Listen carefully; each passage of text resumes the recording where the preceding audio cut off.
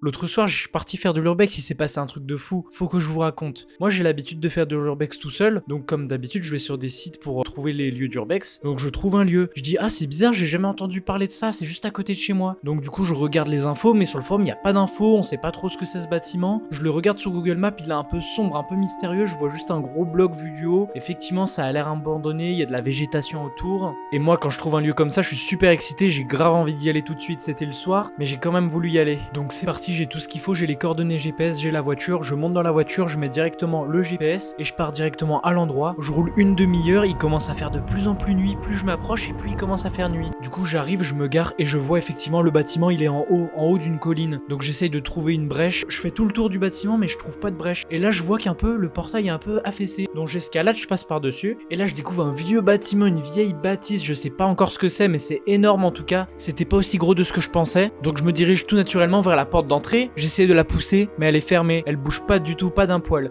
Donc moi je fais tout le tour du bâtiment en essayant de trouver une brèche. Et là je vois qu'il y a un volet qui est un peu plié. Et je me dis, ah je peux peut-être rentrer par là. Du coup j'essaye, je me faufile. Effectivement j'arrive à rentrer par là. Et j'arrive dans une salle, on dirait il y a des paillasses et tout, c'est un petit peu vieux, ça fait vraiment flipper, je suis dans le noir. J'allume ma lampe torche. Et là je commence à regarder autour de moi, je vois dans le bâtiment et tout. Et je vois ouais effectivement c'est un genre de laboratoire et tout. Il y a des vieilles paillasses, des robinets. Tout est vraiment dégradé. Il faut que je vous dise, il y a un truc qui me choque vraiment en entrant ici. C'est l'odeur, ça sent le moisi, le renfermé. Un peu le brûlé, vous savez, un peu le bois qui a brûlé. Donc je commence à avancer doucement dans ce bâtiment. Et quand j'avance, je sens vraiment la solitude qui me pèse. J'ai que ma lampe torche qui m'éclaire. Il n'y a pas un bruit, tout est silencieux. Même pas des petites gouttes d'eau qui tombent. Il n'y a rien du tout. Juste moi qui marche dans le silence. Donc je continue à avancer dans les couloirs sombres. Pour l'instant, je suis au rez-de-chaussée. J'éclaire un peu toutes les pièces. Je vois des paillasses. J'arrive pas trop à déterminer ce que c'est. Et tout au bout, il y a une grande pièce. Mais vraiment, elle est énorme. Et c'est plein de débarras. Il y a des vieilles tondeuses.